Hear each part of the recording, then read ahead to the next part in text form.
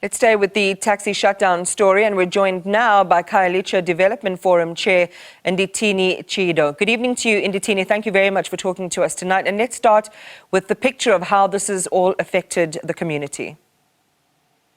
Good evening, Iman, and good evening to full viewers. Look, the strike is now being infiltrated by a criminal element, wherein now even shopping centers now are targeted for looting, people's private vehicles being attacked. Iman, we as the KDF want to come forward and say we are quite less interested in the politicization of the situation by the provincial government of the Western Cape as well as the city of Cape Town. How have they, in your view, and based on the discussions you've had in the community, politicized this to the detriment of residents there? Number one, Iman, is for a premier of a province to support something which is not even have no basis in law, because the conditions through which Alderman J.P. Smith is using to impound the taxis that belong to these people, the Taxi Association Santaco, is in the first instance not even existent in law. It's just something that Mr. Smith concocts for himself. If anyone reads the National Land Road Transport Act, it does not, the Traffic Act, for instance, doesn't speak about impounding at all. It says fine, or it says fine or imprisonment or both. No? Only on the National Land Transport Act where it is mentioned about impound, but also that is also defined how that gets done. But now, Iman, the one thing that we as a communities we want to put forward is that first, the Western Cape government and the city of Cape Town are calling for the devolution of rail transport, that the rail function be given to them. Wouldn't then them impounding taxis, allowing for that to happen? But the most disturbing thing, that all of it is happening at the expense of the working people and the lives of the people that have been lost in this area. And Ndithini, you're saying two things. The one is the political matters that you are saying having an adverse impact on the community, and you're about to tell me that, which we'll go to next. But what you're implying is something far more insidious, that this ties in with the greater strategic objectives of the city insofar as rail is concerned. You're suggesting that this is part of an orchestrated campaign by the Western Cape government and the city itself? Yes, that's what I did. It's exactly what I'm saying, Iman. Because look, Iman, if you look at the statement that the city has released as late as 30 minutes ago, they do not say anything about the lives that are getting lost. They do not say anything about properties that are getting damaged and people having to walk from places of work. All they are concerned about is vengefulness against the taxi operators. That, for instance, Mr. J.P. Smith made another very strange example of if each truck or bus gets banned, 25 minibus taxis will be impounded. There is no collective punishment. There is no justice for collective punishment that has ever happened. Yeah. Well, just to kind of counter, in a sense, what you're saying, if there's no word from the city in terms of empathizing with the loss of life or even property. We've just had Regan Allen on, and he has expressed that. I'm not sure if you were able to watch that interview or whether you think that was a sincere statement or not. But that's just to place that on the record. Talk to us, Ndithini. Okay, so you're in this construct, or you're in this reality, you say, of having a deep suspicion around why this is happening, what the reasons for this happening are, and, alluding to, as you say, this complicity and an orchestrated event by the city.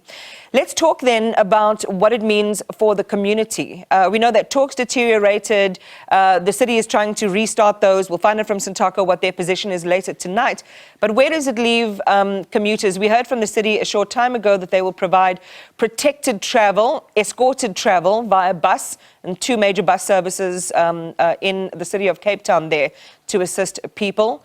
What do you make of that development, and what else are commuters saying in the forum that you represent?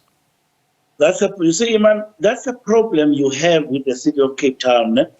I am, as I speak to you now, I just stepped out of a meeting where the Minister of Transport and the MEC for Transport are reporting back to Santaco.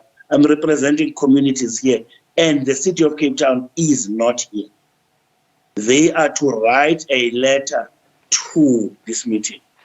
But to you, they said something different. In fact, all of them, they say all sorts of things. But JP Smith will change whatever they say. There's a gentleman there, Rob Quintas, who says a lot of other things. And they get to JP Smith, everything changes. All right. So again, mixed messages, and our responsibility as a broadcaster is to separate fact from fiction and to find out exactly what's going on. So it sounds like we would have to keep circling back to kind of, balance out and fact check what everyone is saying. But I want to bring in, if you don't mind, Ndithini, the chairperson of the Western Cape E-Hailing Association, and that's Siyabonga Hlabisa. Siyabonga, good evening to you and welcome.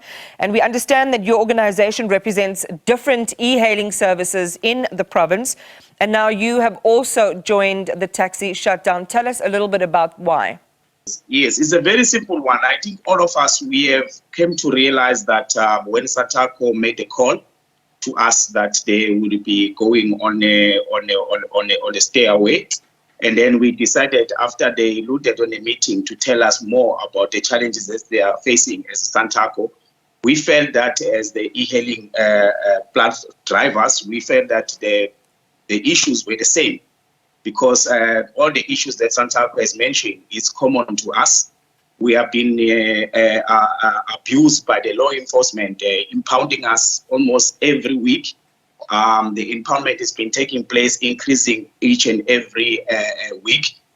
From 100 before, now they have been impounding more than 150 vehicles from the e-hailing.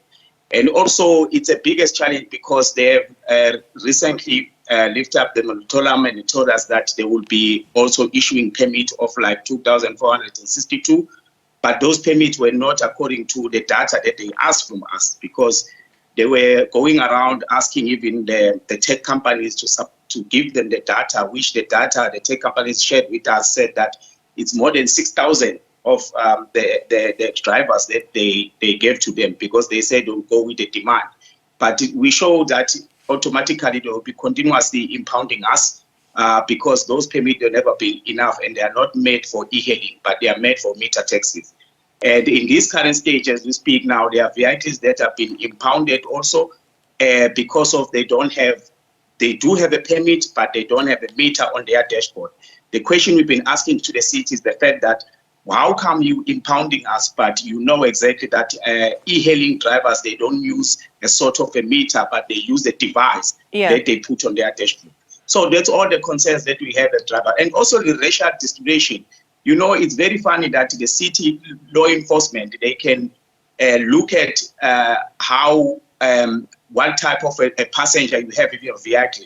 If you have a white race, then you are automatically an e-hailing driver.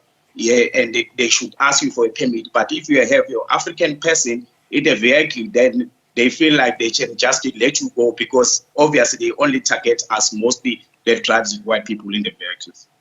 And again, these are concerning what you're raising, Siyabonga. You're saying, in a sense that, well, you're saying directly that you're being targeted.